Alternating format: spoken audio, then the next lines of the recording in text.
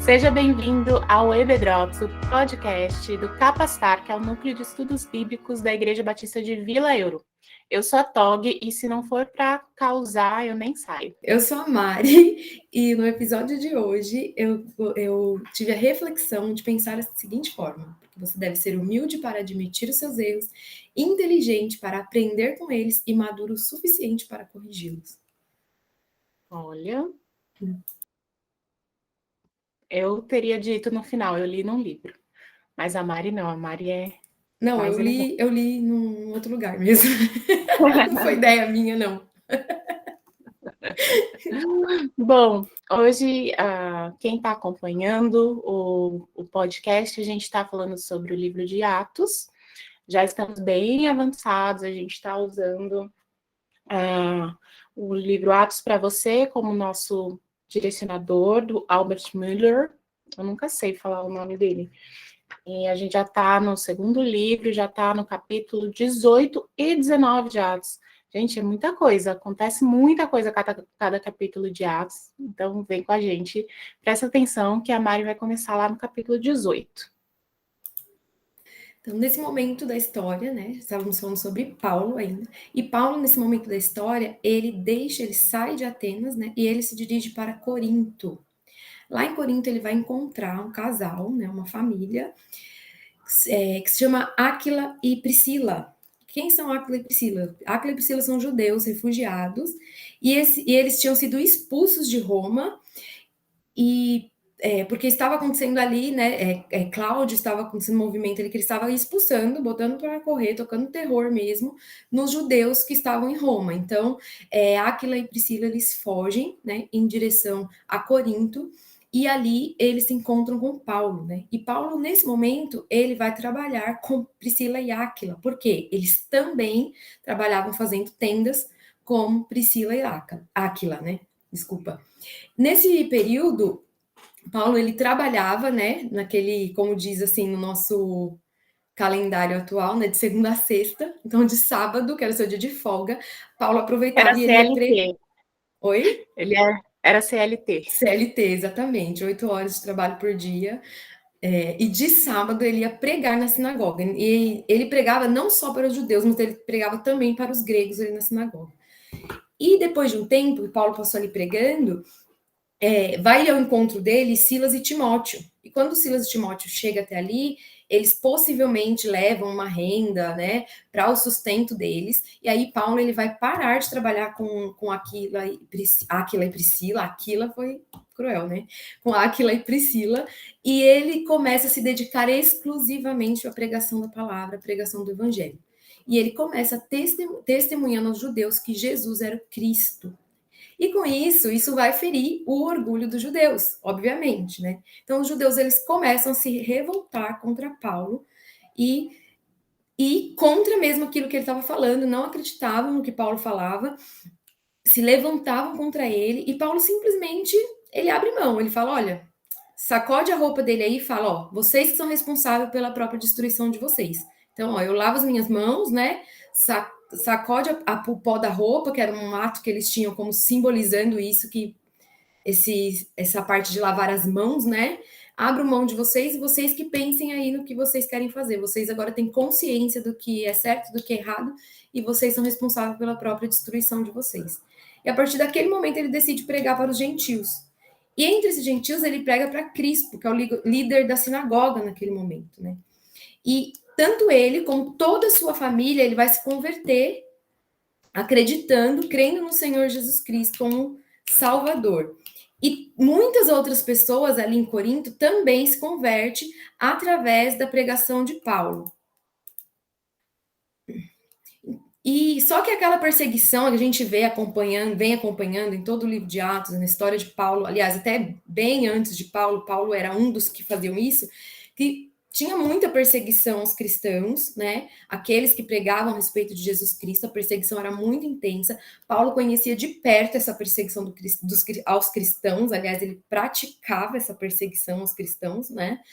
E para que Paulo permanecesse firme, acredito eu, né? Que para que Paulo permanecesse firme ali na fé, permanecesse firme no seu propósito, não desistisse daquilo que ele foi chamado para fazer, em uma noite, uma determinada noite, o próprio Senhor, o próprio Deus vai aparecer numa visão para Paulo, falando: Paulo, não tenha medo, tá? Eu estou com você em tudo que você fizer. Então, permanece firme, constante, sempre abundante, né? Como fala por aí. Então, Paulo, ele permanece ali em Éfeso, né? Em Corinto, por mais ou menos 1 ano e meio. Ele fica ali e ele começa a pregar e ele vai falando a respeito de Jesus Cristo.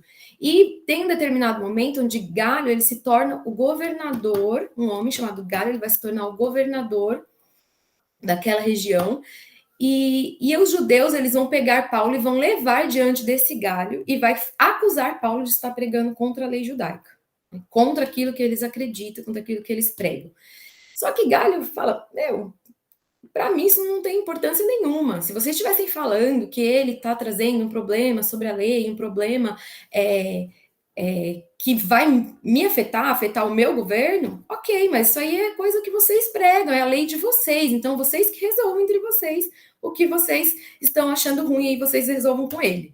E ele não quer nem saber. E aí, além de não querer saber, ele ainda expulsa todos eles do tribunal. Fala: isso não é problema meu, vazam todos daqui, né? Só que a revolta dos judeus ali contra Paulo é tão grande, possivelmente, acho que a vontade deles ali era de destruir Paulo, de acabar com Paulo e fazer com Paulo o que fizeram com Jesus Cristo, né? Crucificar mesmo Paulo ali, detonando ele. E por causa disso, como eles não poderiam fazer nada contra Paulo, eles pegam Sótenes, que é um líder da sinagoga naquele momento, e espanca Sótenes. Acredito eu, né, pelos relatos que vem a história, dá pra gente entender que era como um ato mesmo de revolta, de vingança, por causa do que eles estavam fazendo. Por causa de Galho não ter feito nada contra Paulo. Mas isso não faz com que Paulo desista. Paulo permanece firme no propósito dele. Paulo tinha visto o Senhor. Então, isso possivelmente fortaleceu e muito o ministério de Paulo para que ele permanecesse firme nos seus propósitos, firme naquilo que ele precisava fazer. E aí Paulo, ele começa a viajar, ele vai viajando por diversas regiões, né? E ele vai para Cencreia, depois ele vai para Síria, e com isso ele vai levando Priscila e Áquila com ele, e ele deixa Priscila e Áquila em Éfeso, e lá ele continua viajando por várias regiões, e assim como já foi falado em episódios anteriores, ele não só vai para pregar a palavra, mas ele também vai para fortalecer os discípulos que já existiam, que já habitavam naquelas regiões. Trazendo essa história de Paulo, esse momento da vida de Paulo, eu aprendi, né, com a leitura do livro que a gente tem estudado, e separei aqui 3 pontos importantes que esse capítulo 18 traz para a gente. 2 deles a respeito da vida de Paulo, e um deles a respeito da vida de um outro cidadão que aparece aí no capítulo 18, que é Apolo, que tem um papel assim extraordinário e que a gente conhece pouco, porque Paulo para os cristãos é o cara, né? Então, assim, é o exemplo de pessoa, de missionário, né? Achei que você ia falar de Priscila. Poxa vida. O primeiro podcast com 2 mulheres falando de uma cadeira. Vamos falar de Priscila. Brincadeira. Não, vou falar da Priscila e do Áquila e o papel importante que eles exerceram aí em relação ao que Apolo faz. Eles têm tarefa fundamental aí também. Ela não vai ficar de lado, não. Então, assim, mas o terceiro ponto que eu vou trazer 2 pontos falando a respeito de Paulo, que o autor nos mostra no livro, e mais um ponto falando sobre Apolo, né, que foi esse homem aí que trouxe um exemplo de humildade, um exemplo de cristianismo, né? Que a gente vai tirar uma lição aí com ele, e não somente através da vida dele, mas como a Tog falou, também através de Priscila e Áquila aí nessa questão, que exercem um papel fundamental nesse... É um conjunto, né, das ações, tanto de Apolo quanto de Priscila e de Áquila. Uma ação sem a outra não funcionaria, né? Então, a primeira lição que o autor traz para a gente é sobre uma devoção peculiar, né? Ele mostra que a fidelidade, quando o evangelho ele é pregado de uma forma fiel às escrituras, ele vai trazer um clima hostil, ele vai trazer no mundo, ele vai causar uma movimentação que vai fazer com que as pessoas se revoltem contra aquilo, né? Então, quando o evangelho ele é pregado na sua íntegra, com fidelidade ao que a palavra diz, ele vai fazer com que as pessoas, o mundo, se revoltem contra aquilo que está sendo falado. E a gente percebe isso em vários relatos da Bíblia. Através de Jesus Cristo, através de Timóteo, através de Paulo, a gente vê como o povo, as pessoas, se levantavam contra aquele que pregava o evangelho com fidelidade, né? E o que Deus quer com isso, né? Deus quer que essas dificuldades não nos atrapalhem, não nos impeçam de pregar o evangelho. Por isso que ele apareceu para Paulo falando que estava com ele, para ele permanecer firme. Deus quer que essas provações, que essas dificuldades nos direcione até a sua graça e a sua misericórdia. Faça com que a sua graça e a sua misericórdia seja exposta em nossa vida, que a gente viva isso na integridade, na dependência total do Senhor. Então, essa é uma devoção peculiar, aquilo que a gente, a fidelidade que nós temos, a devoção que temos ao Evangelho, ela deve provocar em nós uma dependência total da graça e da misericórdia de Deus. Também traz aí uma devoção singular, né? Que é o tempo onde Paulo passou ali com o povo em Éfeso. Foi um tempo bom, né? Foi um tempo tão bom também que muitos aceitavam e acreditavam naquilo que Paulo falava e se convertiam, que eles queriam que Paulo continuasse naquele lugar. Então, o evangelho não tem só as suas dificuldades, ele também tem as suas glórias, né? Também tem os seus momentos de virtude, momentos de prazeres, que se a gente se acostumar demais com aquilo, a gente acaba não querendo mais sair daquela, como fala, o conformismo, né? A gente acaba ficando naquela situação, não, aqui tá bom, tá indo bem, vou ficar aqui mesmo desse jeito, que é melhor não mexer no time que tá ganhando, né? Nosso pensamento é meio que esse. Mas não, Paulo, ele estava disposto a não fazer aquilo que ele queria, ou aquilo que ele desejava, ou aquilo que os seus sentimentos iam mandar. Ele estava disposto a seguir a palavra de Deus, a vontade de Deus. Então, ele ia fazer aquilo que Deus ordenasse que ele fizesse. Então, ele decidiu não ficar ali, porque ele sabia que Deus queria ele em diversos outros lugares, se dedicando exclusivamente na pregação da palavra e também acompanhando aqueles que já eram discípulos e aqueles que já estavam caminhando na fé. Então, por muito tempo, ele fez isso, né? Toda a sua vida, Paulo estava indo de lugares em lugares, acompanhando o crescimento do evangelho, e não só espalhando o crescimento do evangelho, mas como acompanhando esse crescimento. É bem o ir de fazer discípulos, né? Que é você acompanhar, não só falar, mas você também ensinar e acompanhar como essas pessoas estão se tratando diante de Deus. E nesse ponto da história, ali em Éfeso, aparece um homem chamado Apolo, né? Apolo era um judeu que veio de Alexandria, lá do Egito. E ele está em Éfeso, naquele mesmo período que estava ali Priscila e Áquila. Apolo, ele era um orador intelectual, muito conhecedor da palavra de Deus, só que não, brincadeira, só que não. Ele conhecia muito a palavra de Deus, só que Apolo, ele conhecia muito os ensinamentos de João Batista. O estudo dele, o conhecimento dele da palavra estava limitado naquilo que João Batista ensinava. Então, ele citava a previsão da vinda do Messias, né, que era o que João Batista pregava. Ele não falava sobre o Messias já vindo, morto e ressuscitado como Cristo, como Jesus, na pessoa de Jesus Cristo. Então, ele estava ali ensinando, né, com toda a sua oralidade, a sua eloquência nas palavras, ele estava ali ensinando na sinagoga, e ele pregava com muita... sendo uma pessoa muito culta, com palavras muito cultas, né, atingindo um público até do nível mais elevado do que, embora Paulo também era um orador, um ótimo, excelente orador, mas talvez ali Apolo ainda alcançava um público ainda de um nível ainda mais avançado, né, pela sua oralidade, pelo seu nível ali de intelectual. Então, quando Apolo está lá pregando, quem está ouvindo o que Apolo está falando? Ninguém mais, ninguém menos que Priscila e Áquila. E aí, o que eles fazem? Opa, peraí, tem alguma coisa faltando aí para complementar esses ensinamentos. Tem alguma coisa aí que não está bacana.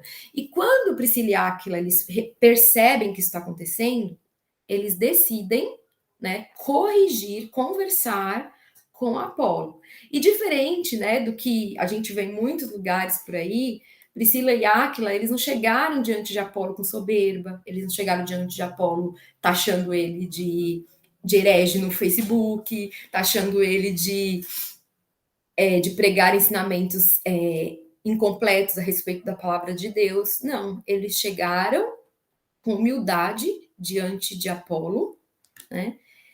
E corrigiu Apolo, explicando para ele que tudo aquilo que ele falava a respeito da vinda do Messias já havia acontecido.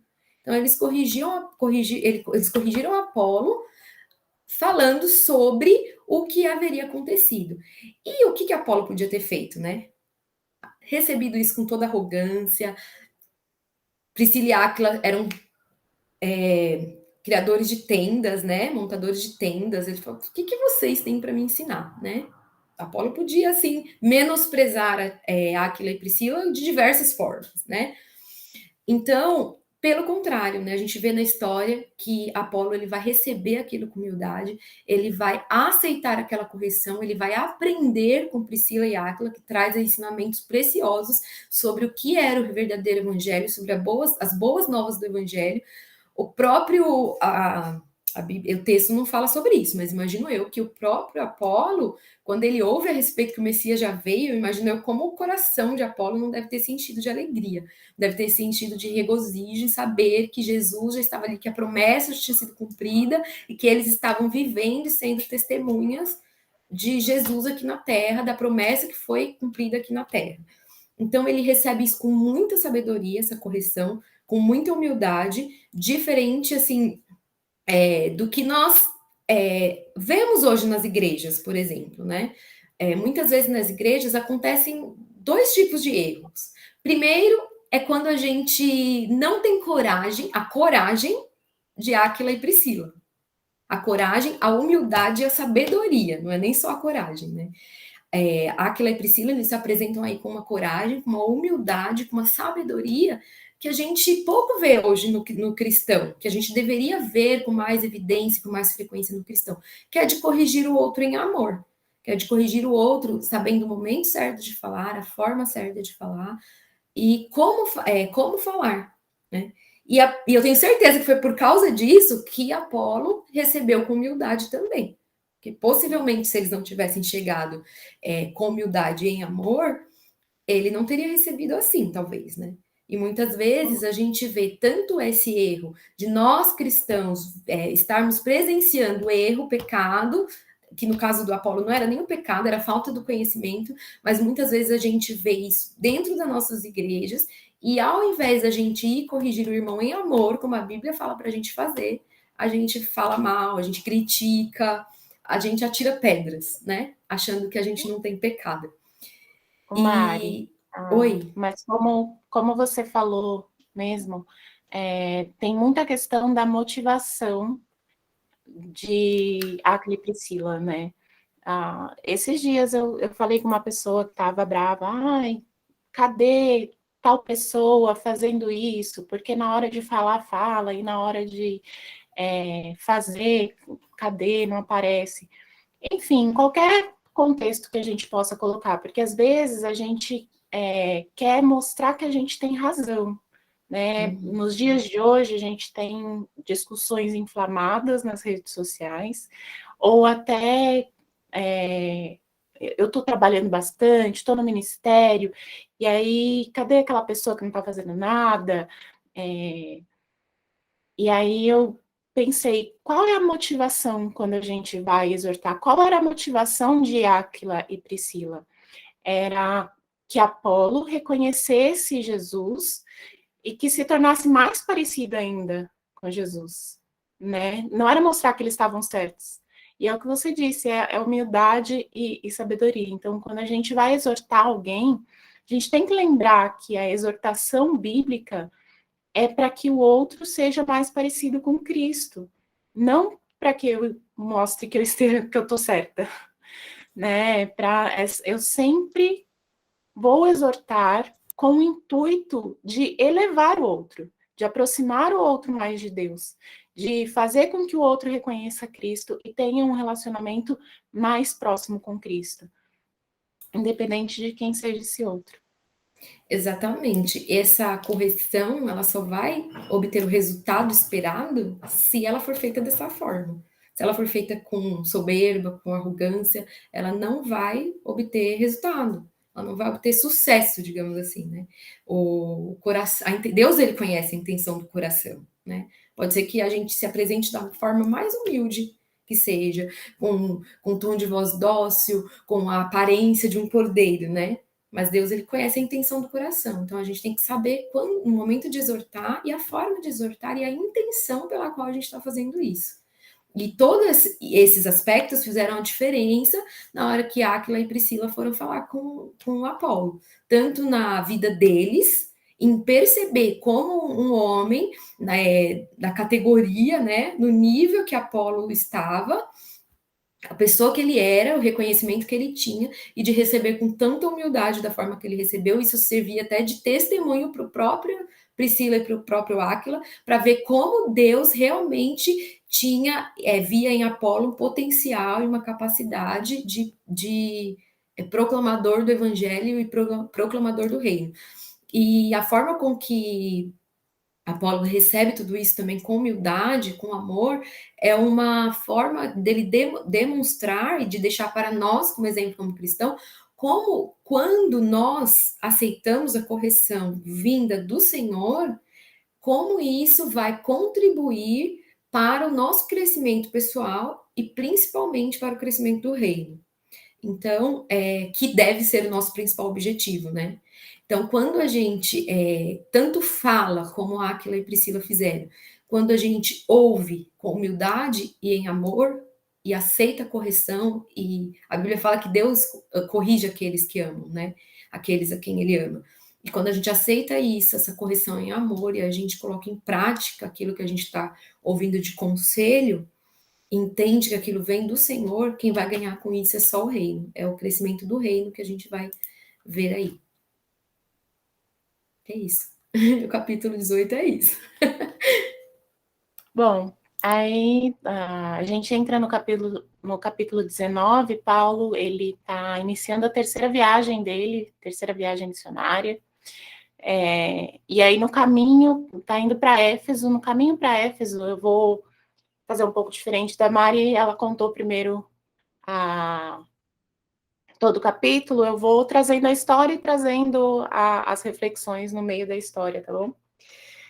No caminho para Éfeso, ele encontrou alguns discípulos e aí ele perguntou se eles conheciam o Espírito Santo, já que eles eram, né, discípulos do caminho.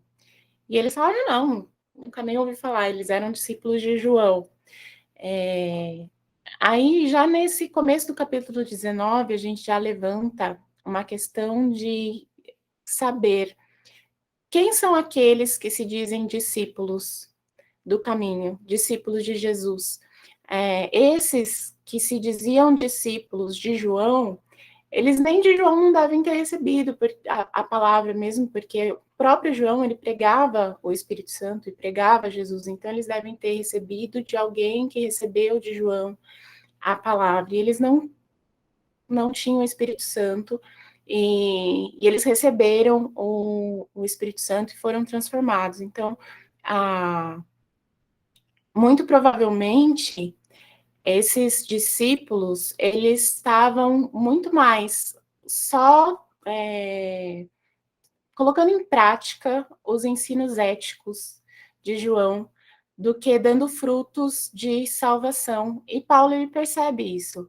No livro de Atos, eu acho que uma coisa que fica bem marcante para mim, que eu gosto bastante do livro de Atos, é que onde o evangelho chega, ele muda as estruturas, começando na estrutura pessoal, né? Começa do indivíduo, e aí no capítulo de Atos a gente vai começar aí com o indivíduo, com a estrutura da cidade, da sociedade, com as estruturas políticas,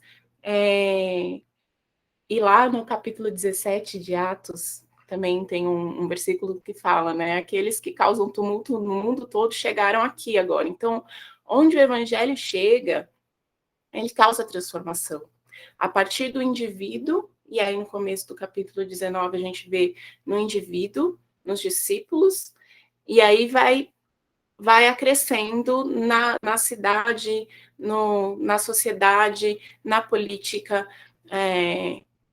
O evangelho, ele causa uma transformação do micro para o macro, uma transformação total. E aí Paulo, ele continua a viagem, chega em Éfeso ele prega de novo nas sinagogas. A gente sabe que é uma estratégia aí do livro de Atos, primeiro ir para a sinagoga e depois sair de dentro dela, né?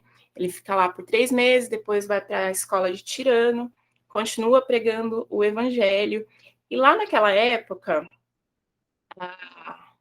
os judeus, eles eram conhecidos por praticar o exorcismo, por expulsar espíritos malignos. E Paulo, ele está num momento que ele está fazendo muitos milagres. As pessoas tocavam em objetos que Paulo tinha tocado e elas são curadas. Ele está expulsando espíritos malignos. E aquelas pessoas ali, aqueles judeus que expulsavam também, tinham o hábito de ir de cidade em cidade, expulsando espírito maligno, viram aí uma fonte de lucro, talvez, né? Quiseram pegar na rabeira de Paulo e falar, eu acho Tog, que... qualquer semelhança com a atualidade é mera coincidência, né? Isso só acontecia lá, Hoje em dia, no jamais. Né? início da igreja. Hoje em dia, duvido. Quem que vai olhar e vai falar assim, olha, acho que eu posso ganhar dinheiro com isso. Imagina. Será? E aí esses caras, né, os filhos de Sevas, eles foram expulsar um espírito em nome de Jesus. E o espírito maligno, ele falou, olha, conheço Jesus, conheço o Paulo também, mas vocês são quem mesmo? Quem que vocês são? E aí também faz a gente pensar, né, que os filhos de Seva, eles estavam querendo Jesus só para ganhar dinheiro, os benefícios de Jesus, né, e não estavam interessados na salvação em Jesus. Também mera coincidência, né? Qualquer semelhança é mera coincidência. Qualquer semelhança com a teologia da prosperidade também é mera coincidência. Eles queriam Jesus pelos interesses pessoais deles, mas não o Jesus que salva. E a resposta do espírito maligno mostra para gente que o poder para atuar miraculosamente, a gente pode até tentar enganar as pessoas, a gente pode até tentar performar, mas aquele que tem o poder para de fato transformar vidas e restaurar pessoas é Cristo, é o Espírito Santo. E aqueles homens, eles foram muito humilhados, aquele espírito maligno humilhou eles de forma que eles saíram nus dali, e sair nu para o judeu era uma grande humilhação. E pode ser que hoje em dia as pessoas que buscam Jesus por interesses não sejam humilhadas dessa forma. Mas é importante a gente lembrar que por mais que você tenha bens e que até consiga algo em troca do nome de Jesus, a maior humilhação é você não ter de fato a restauração e a salvação e o encontro real com Cristo, né? E aí, continuando essa vida de tumulto e de desordem que o evangelho causa na sociedade, ali em Éfeso ainda era um lugar que era muito conhecido pelo templo de Ártemis, ou Artemis, acho que é Ártemis, né? a deusa Afrodite. Eram pessoas que eram devotas, né? No geral, era uma cidade devota à deusa Afrodite, e os artífices, os ourives, eles ganhavam muito dinheiro com isso.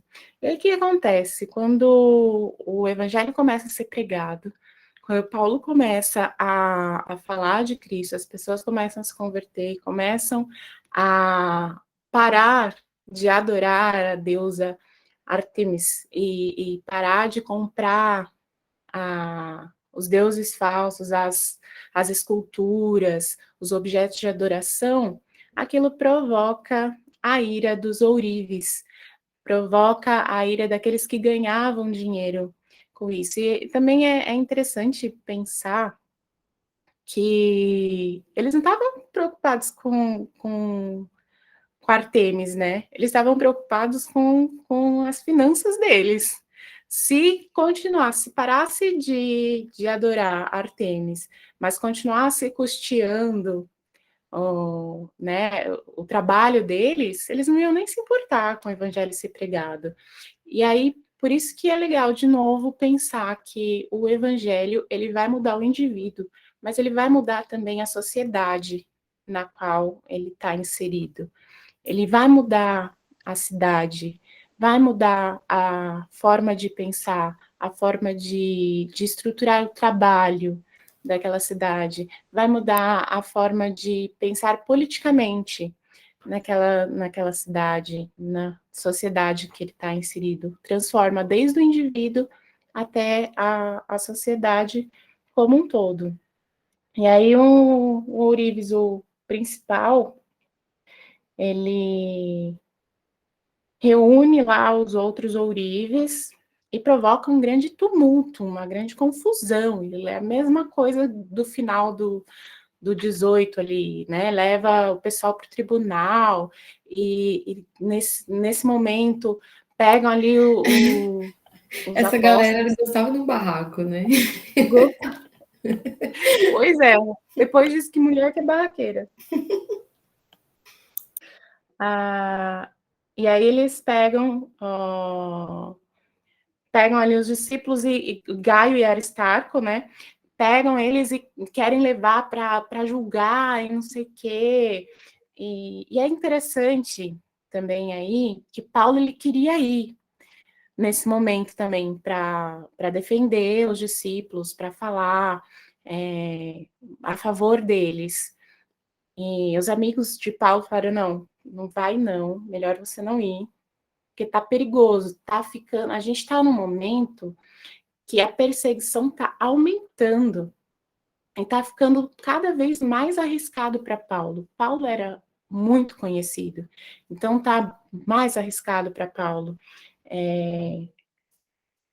Também os líderes também falaram, não, tá muito arriscado, não vai, fica aqui. E sobre isso também queria pensar que às vezes a gente tem quando a gente pensa na vida missionária, a gente tem uma ideia meio romantizada de que o missionário vai e ele enfrenta qualquer perigo, qualquer risco, e ele tá ali, é um herói, né? E esse exemplo de Paulo também mostra bastante a sabedoria que a vida missionária tem. O missionário, ele sim, ele está disposto a passar por qualquer coisa, mas não só o missionário. O cristão, ele deveria estar disposto a passar por qualquer coisa, pelo nome de Cristo. E a gente tem forças e tem sabedoria para passar por aquilo que Deus quer que nós passemos, que está dentro do plano de Deus. Aquele momento não era o momento para Paulo estar no fronte, estar no meio da guerra. Deus tinha outros planos de levar Paulo mais adiante um pouquinho. Talvez se ele fosse ali já teria acabado a história de Atos. Mas não, o plano de Deus é que ele fosse mais para frente. Então, queria pensar nessa ideia romantizada que a gente tem e pensar que, sim, os missionários, eles estão...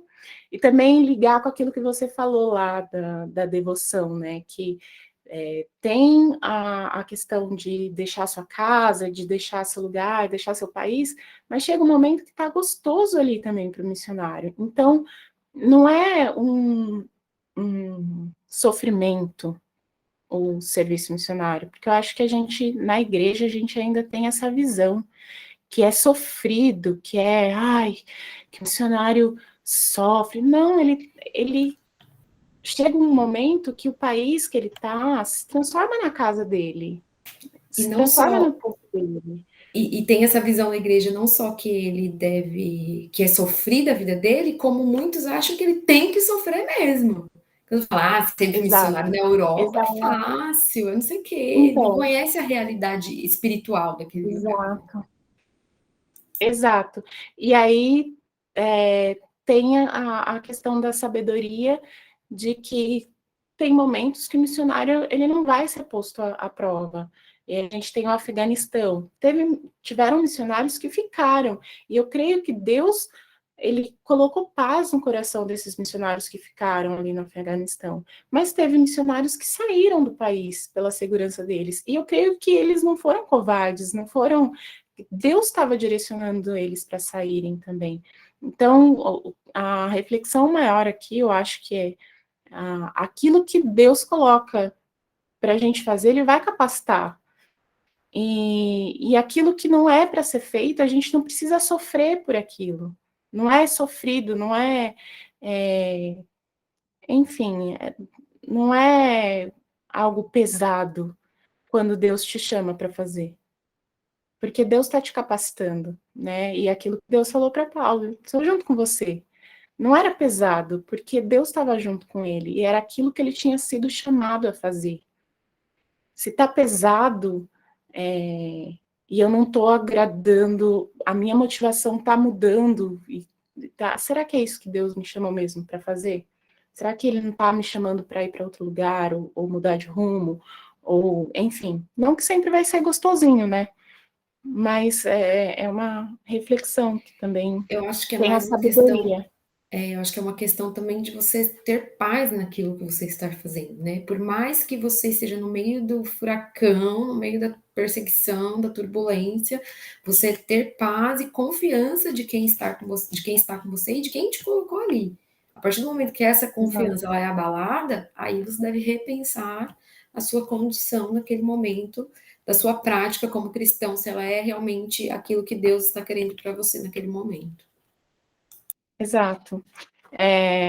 Bom, e ali no meio daquela confusão, a Bíblia diz que lá dentro, essa é outra parte que eu acho muito legal também do capítulo, lá dentro estava todo mundo gritando, e aí tem um versículo que diz, na verdade, a maioria nem sabia porque estava ali.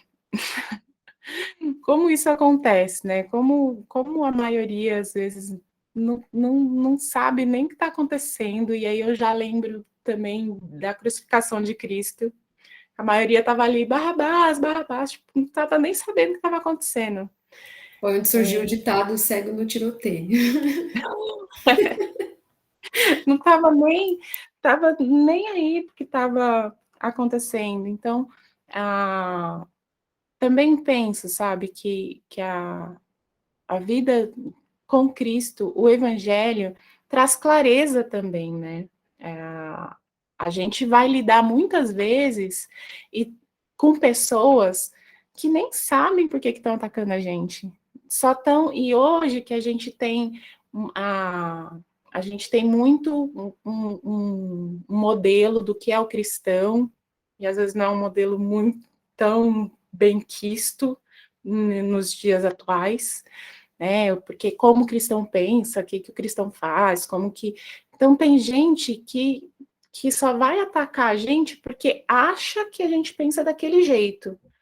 Nem sabe o que está falando. Ô, Tog, sabe onde fica clara essa visão? Tem um vídeo, até já passou na nossa igreja assim, algumas vezes. Tem um vídeo que é uma galera que perguntando para uma galera: ah, você gosta de crente? Não lembro direito qual que é a pergunta que fazem.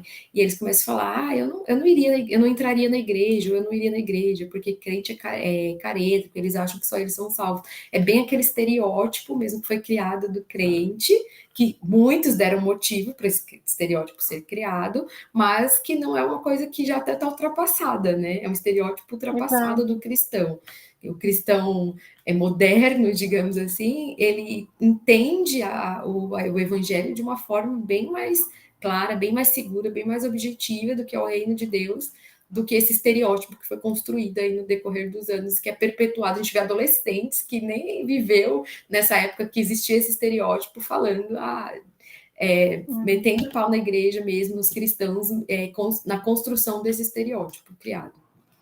Exato. E aí a gente, como cristão, tem que voltar naquela sabedoria, naquela humildade de aquele Priscila, assim, de não querer ter razão e bater de frente, porque tem gente que não sabe nem o que está falando, sabe? Como que eu quero só ter razão ou eu quero mostrar Cristo para essa pessoa? Quem é verdadeiramente Cristo na minha vida para essa pessoa?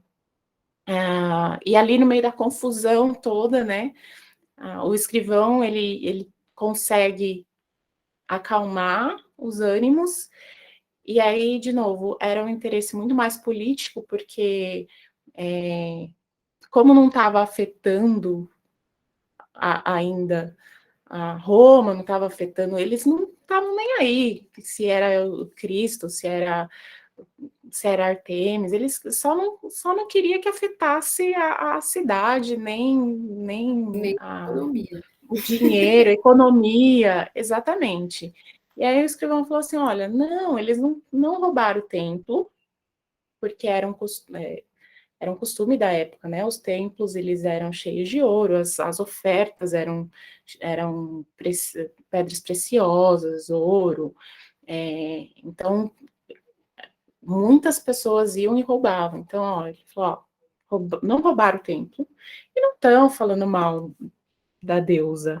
Ele quis amenizar, realmente, botar um pano quente ali e dispersar a multidão. Esse foi um tumulto, mais um tumulto que acabou, mas acho que o capítulo inteiro ele mostra que o evangelho ele vem para transformar o indivíduo e para transformar a sociedade. Onde a gente chega, a gente tem que causar diferença. A gente tem que mostrar outra perspectiva, a gente tem que causar incômodo, né, de uma forma boa, falando. Se eu não causo incômodo numa sociedade que está totalmente degradada, que está perdida, que está vivendo sem princípios ou com princípios baixos, ou enfim, se eu não causo incômodo, eu preciso repensar o que eu tenho vivido do Evangelho. A verdade dói, né? A verdade dói e aí acaba incomodando as pessoas, né? Por isso que o Evangelho faz todo essa movimentação aí no meio da sociedade. Exato. Ela dói, mas ela transforma e ela liberta. E ela traz consequências eternas, né? Exato. Bom, é isso por hoje. A gente tratou dos capítulos 18 e 19 de Atos. Obrigada por estarem aqui com a gente e até a próxima.